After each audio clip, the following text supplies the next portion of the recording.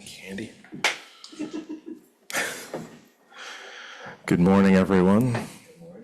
My name is Eric Brown. I'm currently serving as a member of the board trustees of this congregation. All are welcome to join our hybrid worship service of the Fourth Unitarian Universalist congregation of Westchester, where everyone is welcome and everyone belongs. A special welcome to those new to our congregation. We're glad you're joining us this morning, and we invite you to stay for our coffee hour after the service, and we hope you'll sign our guest book. We are a liberal and inclusive community where members and friends gather to support each other in their spiritual journeys and to give service to the wider world of which we are a part. If you would like to learn more about our congregation and our faith tradition of Unitarian Universalism, we encourage you to connect with Harold Stillman, Lauren Noormae, or Gretchen Grimm from our membership committee after the service.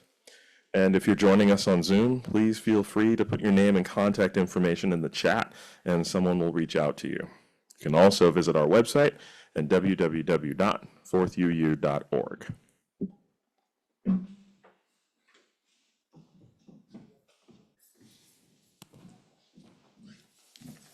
Good morning.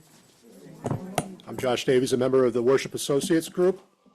We're always looking for new members. If you're interested in helping out with services, let us know, Pat, myself, or Bob. Couple quick things, and then we'll do the hymn to get ourselves centered. I just want to point out a lot of work that was done by the Zen group over the weekend, last weekend. They had a retreat here. They cleared out a lot of the bush on the side here, which was getting piled up with leaves and twigs and the rest. You can actually see into the woods, which you haven't done in about a year's time. The windows are all clean. The refrigerator has been cleaned out.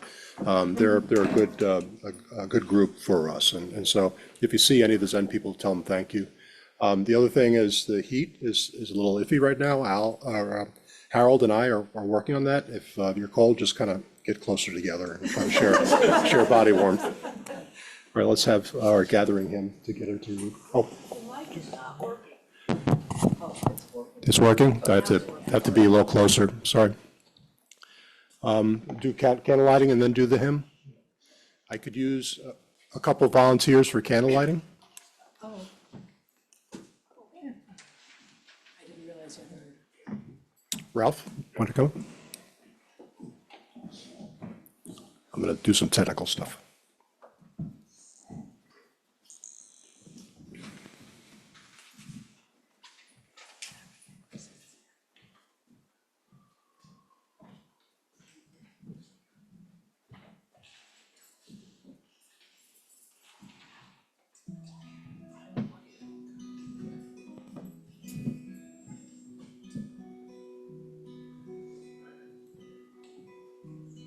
Love makes a bridge from heart to heart and hand to hand. Love finds a way when laws are blind and freedom bend. Love lifts the hopes that force and fear have beaten down.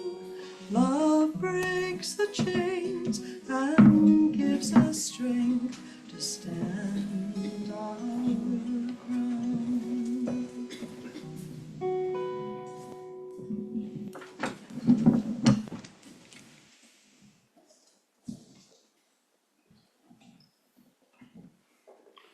Do I do a gathering hymn or? Yeah. Yes. So our gathering hymn is number 131 in your gray hymnal, Love Will Guide Us.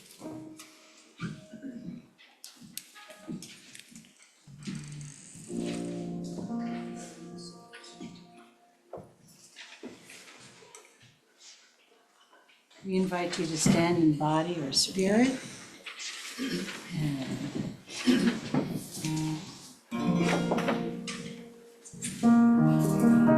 And Eric's going to play through the melody once, and then we can come in on the first verse.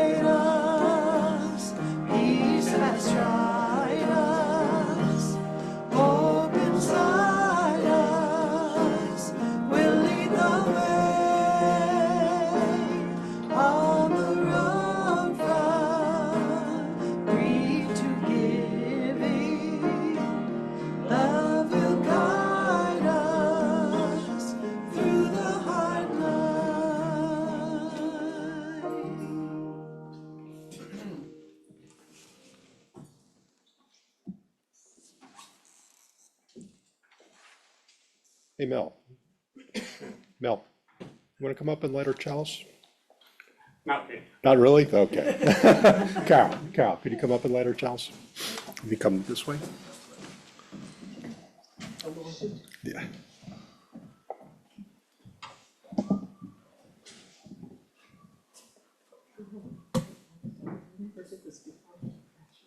I think you can use the thrower. You use the guys that you do. Oh, this thing? Oh, yeah. I know how to do it.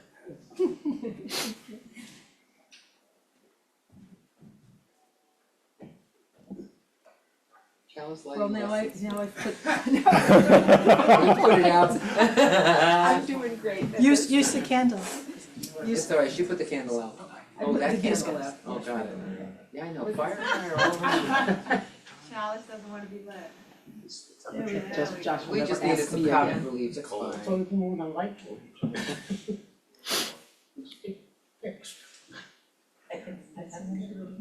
Just. Oh, this is horrible. Let's go to it.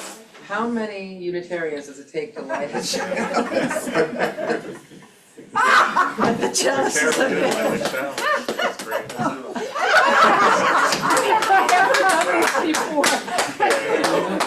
I'm new here, I don't know.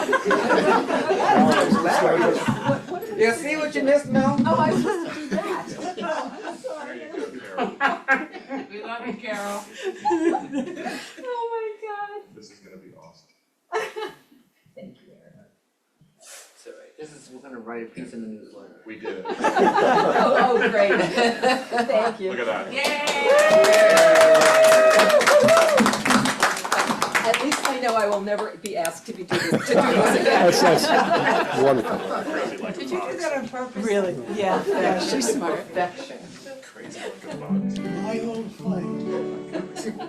Oh, may this chalice ever be a symbol of our unity, that in this hour we now unite our separate flames to make one light.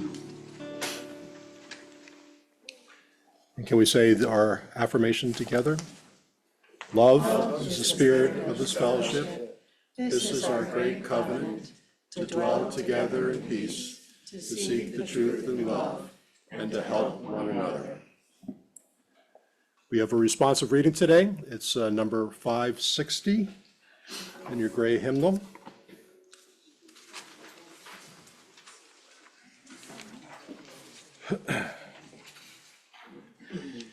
And it's not bolded, so I'm going to say the first paragraph, and then you follow with the second, and we'll go in that order.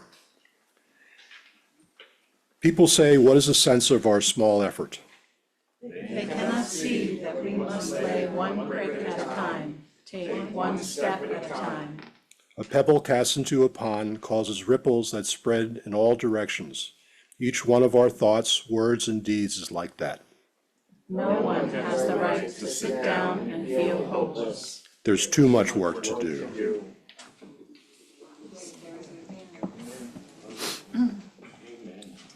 Our Hope. hope, go ahead. Our opening hymn is 168 in your gray hymnal, One More Step. We invite you to stand in body or spirit. We have 4 verses, so if you're not familiar with it, feel free to hang out on the first and come in on the second or third.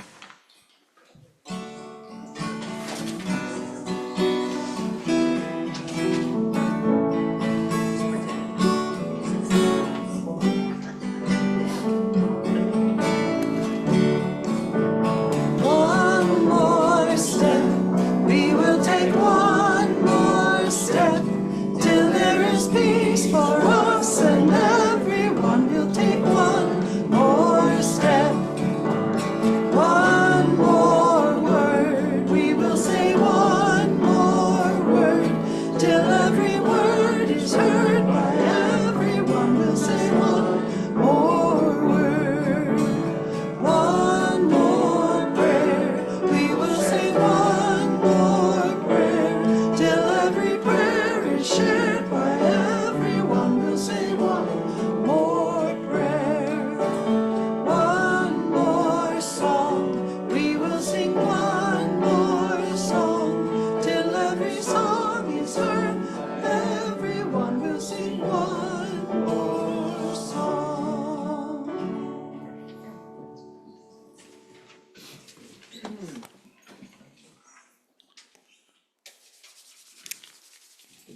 So now we're at a time where we can share our joys and our sorrows.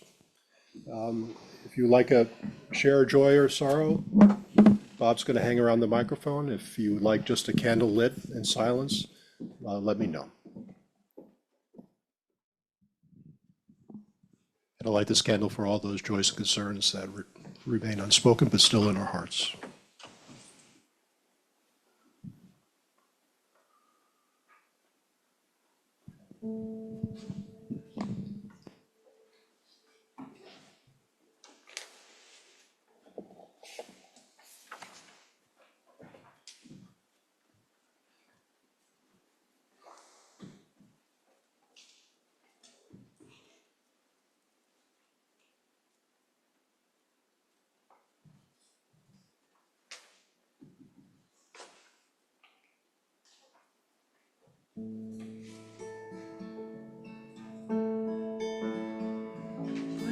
Fuente de amor, ven hacia mí, ya corazón, cántale compasión, sopla volar, sube del mar, hasta moldear la justicia de la vida para cambiar, libérame, fuente de amor, ven a mí, Spirit of life, come unto me, sing in my heart all the stars of compassion, blow in the wind, rise in the sea, move in the hand, giving life the shape of justice, roots only close, weakness set me free, Spirit of life, come to me, come to me.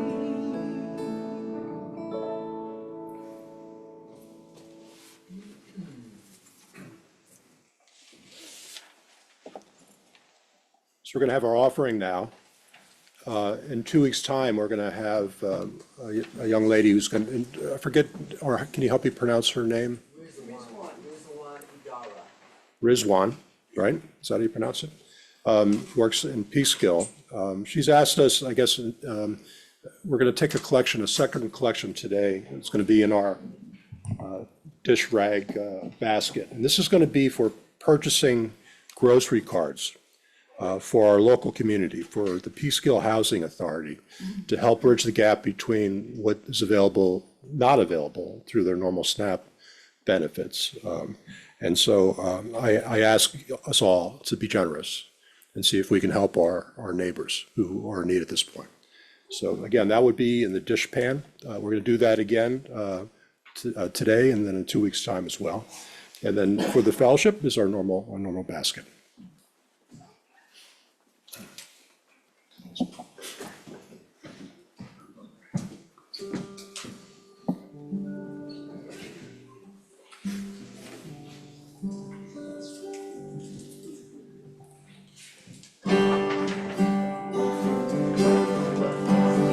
I will stand with you. Will you stand with me? We will be the change that we hope to see. In the name of love, in the name of peace, will you stand with me? When injustice raises up its fist and fights to stop us in our tracks, we will rise and as one resist. No fear nor sorrow can turn us back. I will stand with you.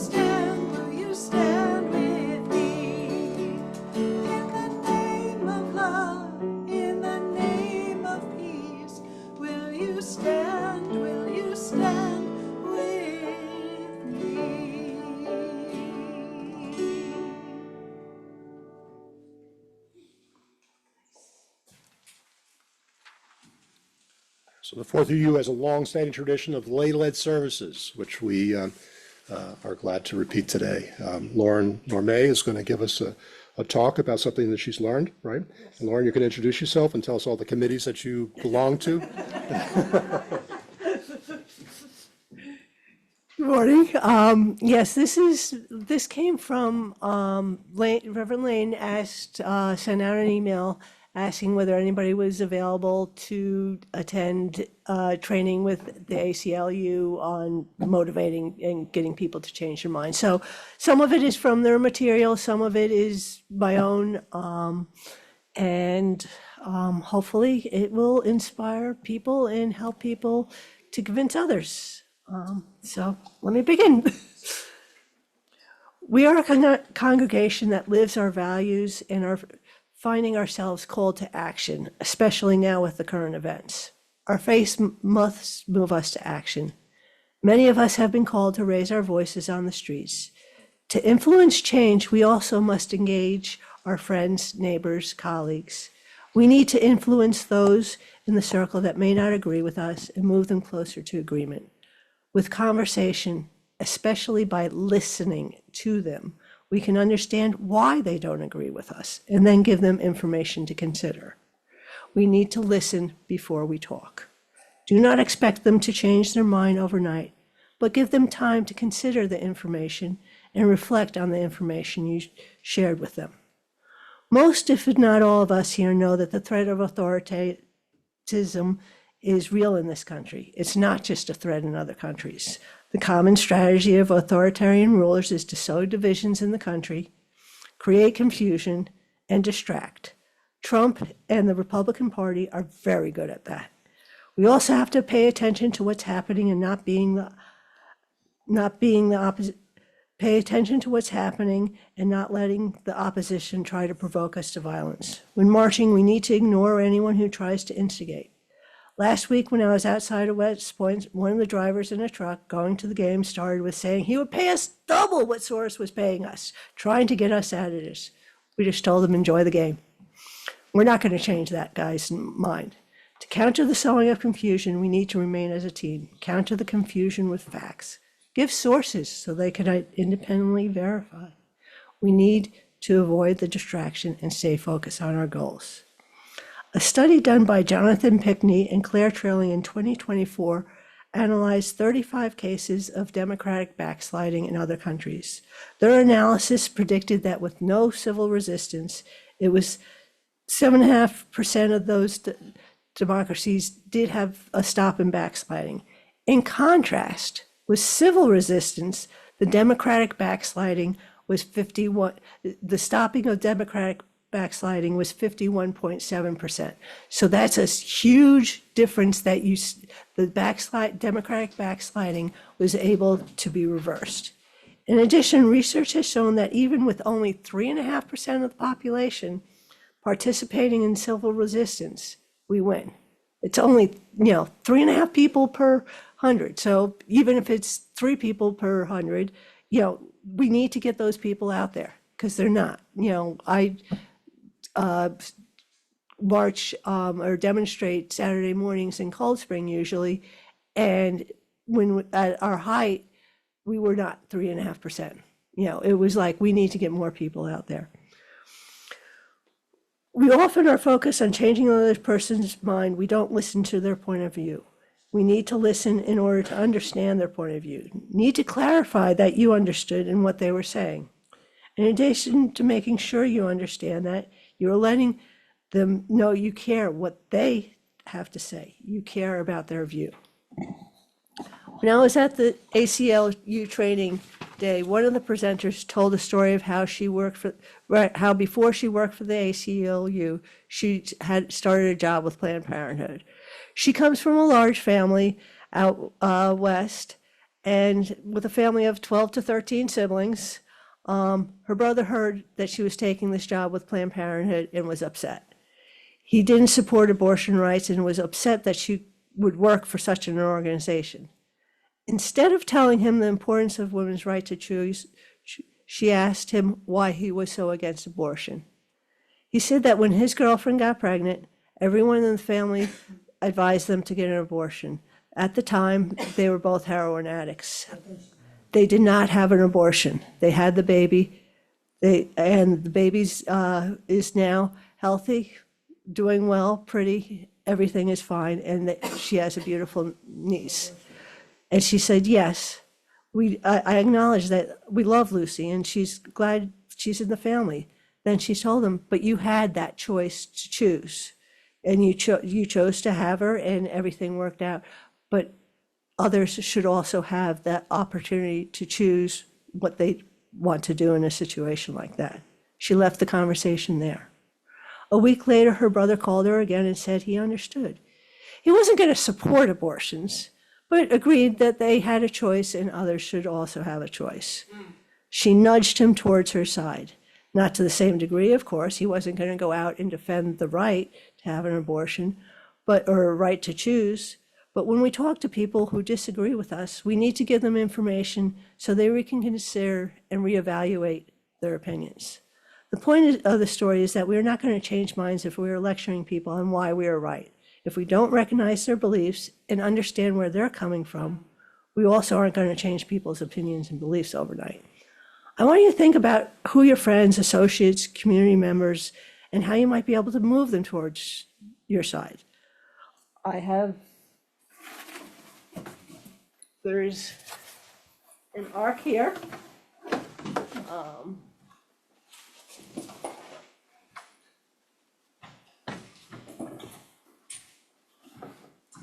I don't know whether you can see. Yeah. There's an arc here, and this is where your allies. So most of us are probably active allies. I'm just worried about flame. Okay. So what we want to concentrate on doing is getting the neutral allies and passive allies more active. We're not going to worry about the people who are in active opposition. We're not going to be able to really change their minds and influence them, or passive opposition. That's all you need? Yeah. If someone is in active opposition to the cause, you're not going to move them to support them. Your time is better spent with other people you can move. You can often move people from neutral or apathetic to passive allies. Also work on moving passive allies to active supporters. Passive allies might only need nudging. We all have friends on social media who post about causes or share a post about an issue, and as issue we excuse me.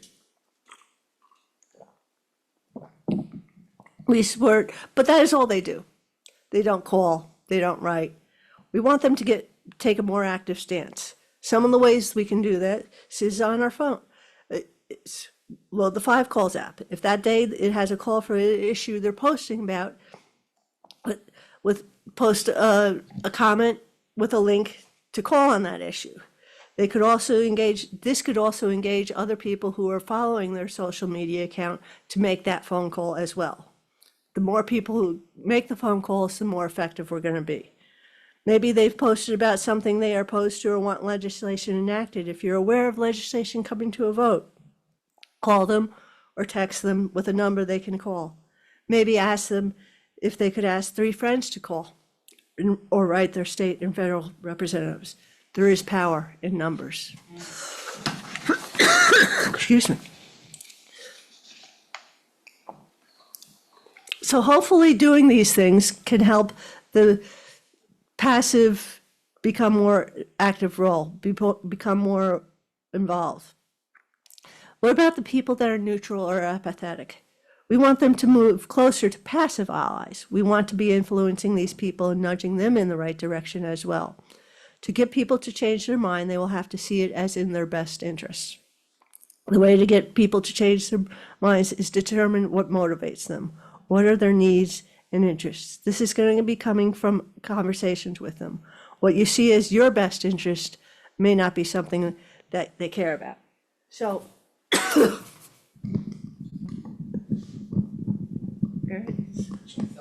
it's on. Okay. So in this,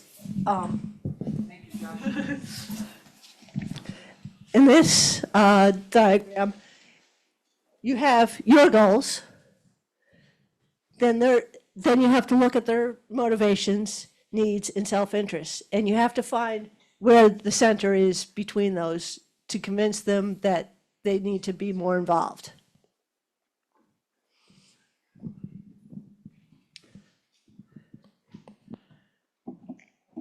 Election day was a little less than 2 weeks ago. It was all local races that there wasn't much participation in. However, these are the races that affect the daily life around you. In my district, we were voting for town trustees and judges. New York also had flipped the ballot on a local, for a state ballot proposal. Trustees and judges are the people who are going to influence the planning and development in our town. Judges interpret the laws. In Putnam Valley, Allison Joliker, is that how I say her name? In the preliminary vote, upset the election by leading the vote count by 23 votes as of November 10th. Thank you. This was an upset as Putnam Valley is traditionally a Republican stronghold. Joliker ran on the Working Together ticket, and she is predicted to win, even though all the other races in Putnam Valley were won by the Republican candidates. It is one reason I think getting out the vote campaigns are so important. We need to listen to the other side's stories, and we need to validate their opinions and try to understand them before we change their minds. When we are impassioned about an issue, it can become difficult to listen. The adrenaline in our bodies soars, and we become so focused on winning, we can't listen. Listening to learn their concerns, to learn about the issues facing them requires that we listen more than we talk. None of us really know what that other person is facing. I'm going to take one of these, sorry.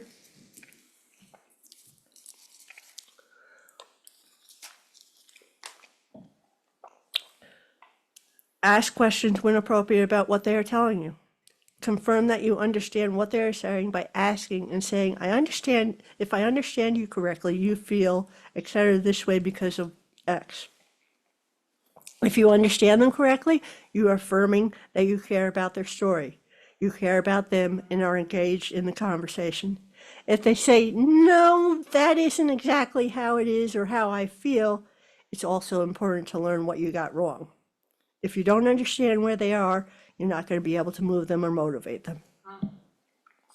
So again, you can look at the diagram, and I'll leave those up here, and determine what your goals are, what your motivations are, and their self-interest. And we need to find the sweet spot between that. When I was at the training, they had us pair up with someone and take turns. If you're a listen, your goal was to listen 70% of the time. Many had a hard time doing that. Many of the participants admitted they talk more like 50% of the time. Some even admitted, although it was their turn to listen, they talked more than the other person. We didn't get to where we were overnight. We can't expect to change things overnight either. We need to change the world one step at a time. Currently, there is legislation in Congress that I believe all citizens should be concerned about. This is coming from the 5 Calls app. Number 1 is extending the Affordable Care Act premium tax credits. Even if you personally have health care through your employer, that is not the truth for many workers. Many workers are employed by small employers, or they've lost their jobs and they need health care. Number 2 is in the spending bill that passed the Senate, they included a provision that allows 8 Republican senators allegedly to be involved in the January 6 riots to retroactively sue the U.S. government for $500,000 each. That would be $4 million of our tax dollars used because their phone records were searched. This was not an illegal search. This was a search done by special counsel authorized by Congress to investigate. This is, if they were to win, would be our tax dollars paying them. Number 3, release all the Epstein files. And I do realize this is going to implicate people on both sides of the aisle, but I think it's more that the files be released. Oppose UAE funding of atrocities in Sudan. UAE denies that they have been funding the atrocities, but the UN has credible evidence they have. Demand that your representatives speak out against the genocide happening there. Number 5, investigate the Trump administration extrajudicial killings in Venezuela. These are acts of the military involvement without authorization by Congress. If you look at it there, at the app, there are more issues to call on as well. So if you don't have the 5 Calls app, you can get it today after the service. The app gives you a script to use for the issue, as well as how to contact your representatives. So you know the assignment. Think about the people you interact with every day. Are they your allies or are they in opposition? How can you move them to be more active in social and political campaigns important to you? You need to talk to them and listen to their stories, help them understand the issue, move that needle closer to an active supporter. Get that 5 Calls app now if you haven't already. Thank you. Does anybody have anything they want to ask?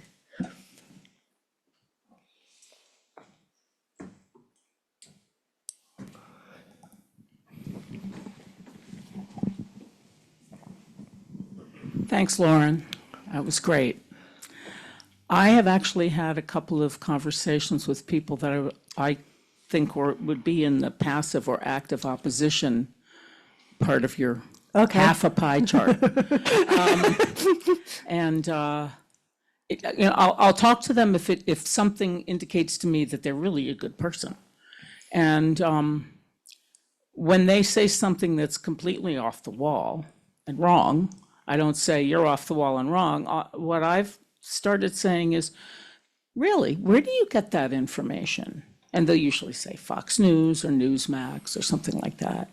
And then I will suggest that maybe they should broaden their sources of information. I don't say, don't watch that, that's bad. Just what about getting your information from a number of different sources? And then after you've heard it from another different number of sources, you can figure out, what you think is right.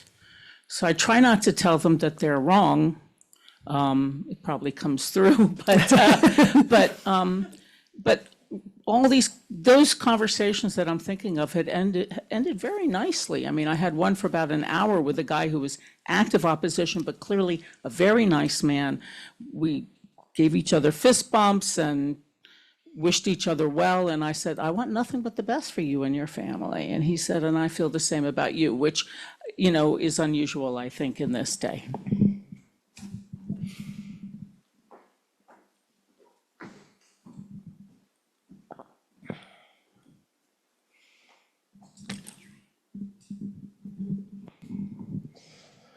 Thanks, Lauren. That was really great. I think one of the lessons for us, and I feel like that you sort of talked about really well, is the idea that they're still people too, right? Even those who don't disagree with us. I mean, listen, I have personal bias. It's hard for me to sort of wrap my head around the idea that folks who are just, in air quotes, sort of have a differing opinion or feel sort of oppressed by their ability to express their opinion are seeking tolerance for the purposes of being intolerant toward others. I have trouble closing that circle, but I think one of the things that we have to do is probably put aside our biases, and the idea of engaging with people, I think, would work in listening, because I think that's what people are seeking. The idea that folks who are going into a silo are seeking community because they feel like they've been left behind, or they feel like they've been ostracized for whatever reason, and they're going to places that are encouraging them and welcoming them. And so I think if we're able to extend that same welcome, Mara, like you've done in your conversations with people, and just meet them where they are, I think that would work. I hope. Yeah. No, I think we have, we have our own biases too. So maybe, I think talking to people who have different opinions, we also learn.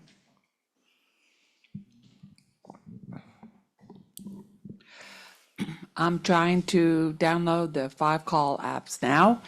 Is it a blue app with 5 white stars? It says Yes. contact your Congress. You go to the App Store, press Get. Yep. So, yeah, okay.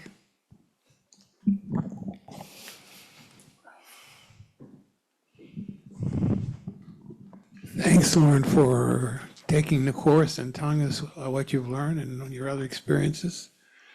You mentioned the close vote in Putnam Valley.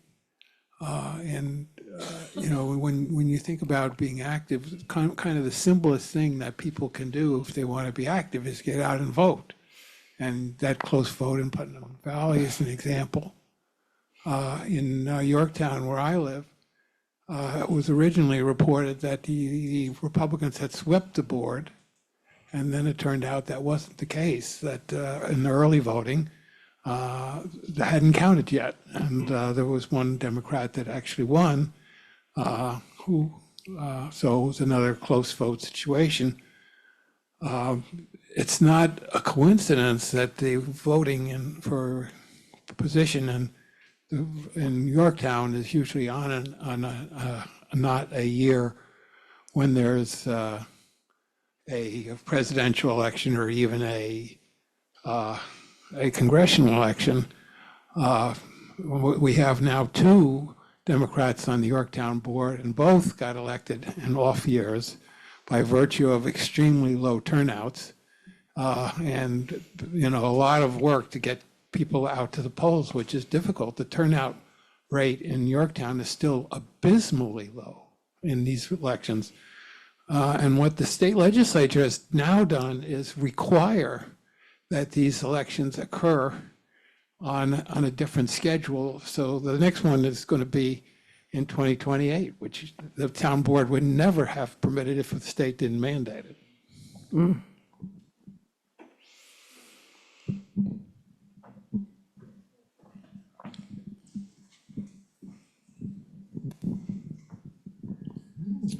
Thank you, Lauren, for all the.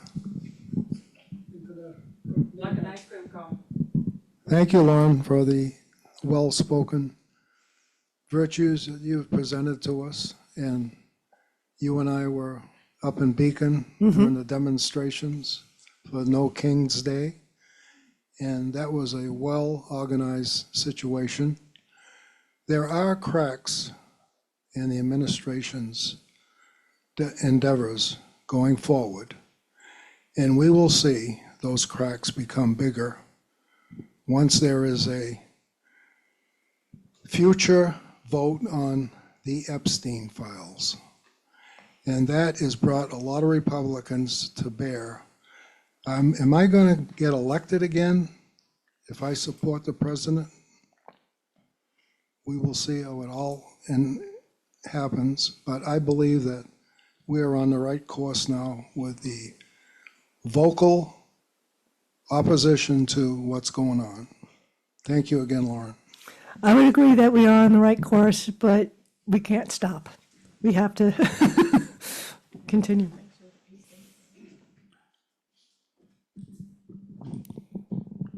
I have an idea for boiling it down even further than questioning people's news sources, because sometimes they can be overly attached to that. But just to boil it down to the most simple, I'd have a page, printed for, what the House of Representatives and Senate have voted for, how the parties have voted for clean air, clean water, tax breaks for the rich. Just those three, just never mind the news source. This is how they voted. They're not for the worker bee. If you're not a multimillionaire or billionaire, you're screwed. If you're voting red, that's basically how it boils down. And yeah. Yeah.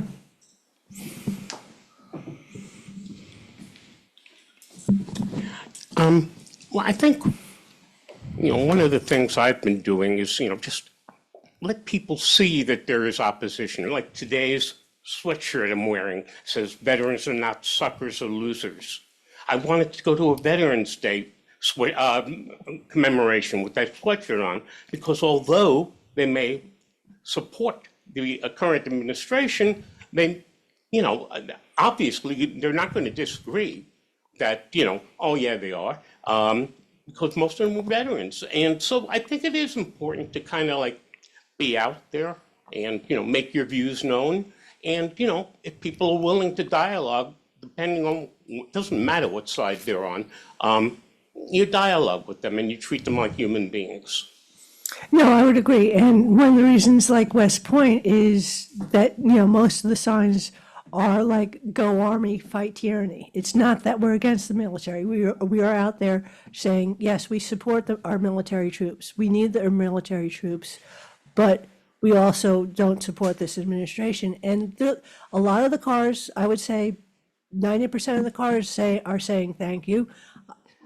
We had one woman who said, I'd be out there with you, except my son's in the game. So,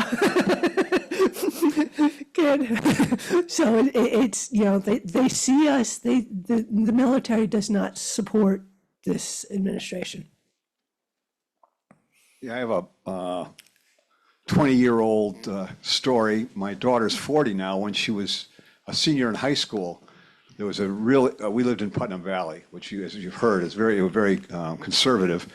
And the question was whether we're going to build a high school. And so the people who were running that year for the Board of Education, the town had a very strong conservative party. They really had it going for them. And so the kids who were 18, they were seniors in high school. This is the first year they could vote. Okay, so they all got together. She told me that they're all going to go down and vote. And they voted, and their candidate for the board, the Liberal candidate, won by 1 vote. Oh. So that goes to show you. Yeah.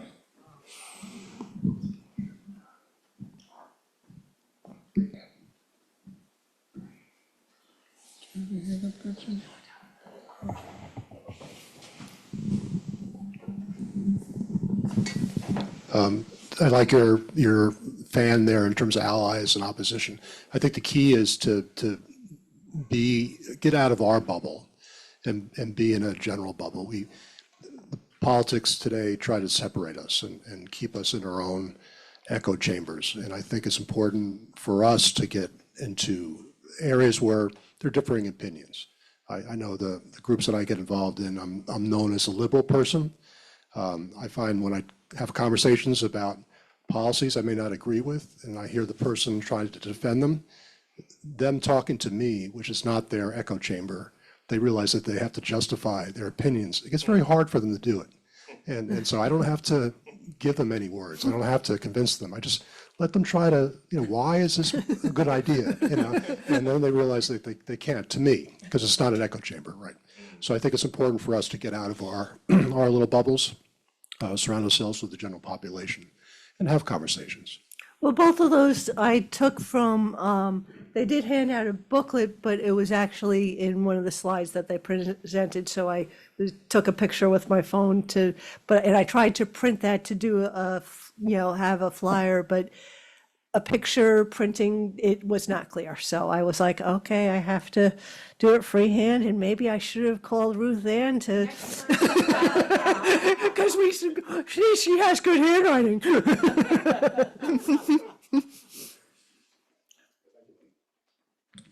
we close out, do we have any other announcements? Lane, do we have any announcements? You want to talk about our speaker coming up next? It's on the back, you can go ahead. I think you have it right. Okay. Anybody else? Okay, well, for closing him.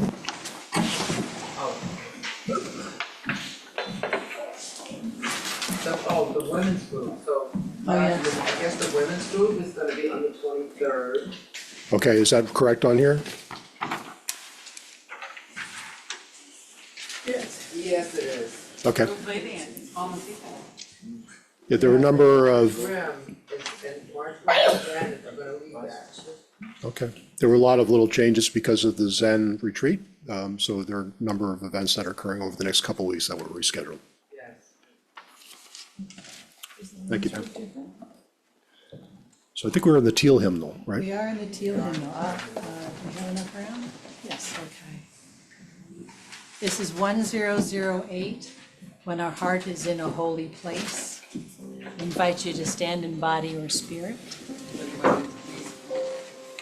And we've got 3 verses. So if it's not familiar, listen the first time and come in when you can.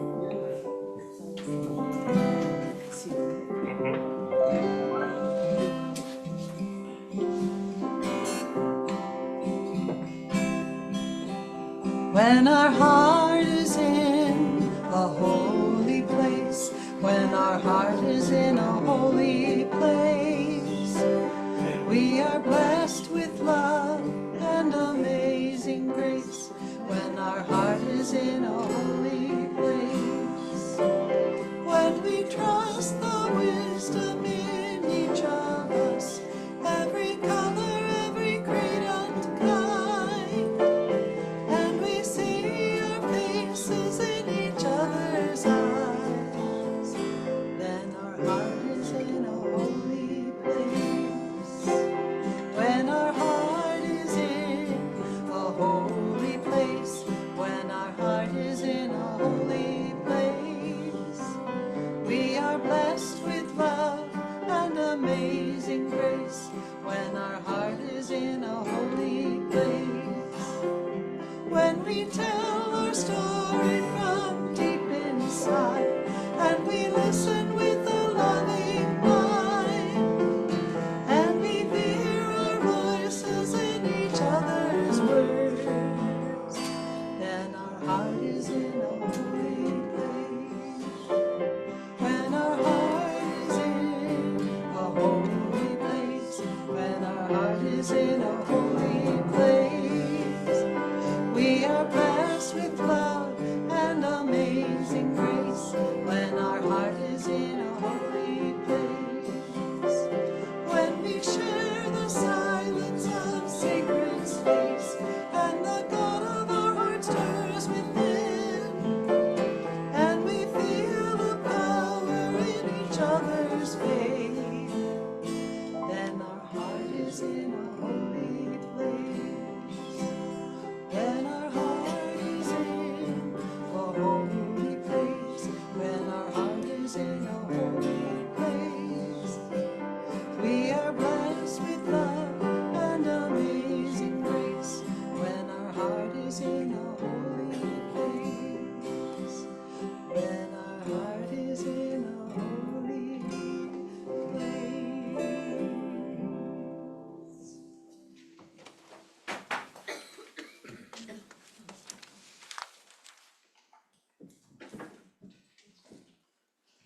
So we can share our chalice extinguishing words. We extinguish This flame, but not the light of love, fellowship, and truth. May we hold it in our hearts until we are taken in.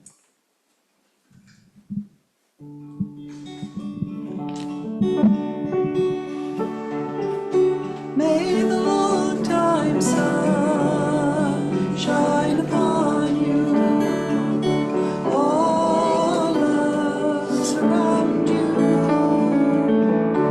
and the pure light within you guide your way on. May the long time sun shine upon you, all love surround you, and the pure light within you guide your way on, guide your way on, guide your way on. Go in peace.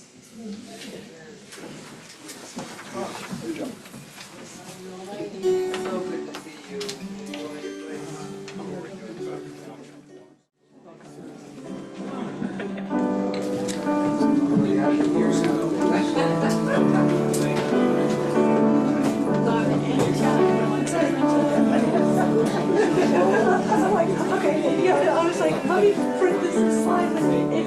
I meant that, yes. And I was like, okay, yeah, 'cause if I did it on a piece of paper, you couldn't see it. So I did it. And then I was like, okay, let's do it on paper. So I was see these. I was like, because these are from, okay, that's school projects, I want you to have it.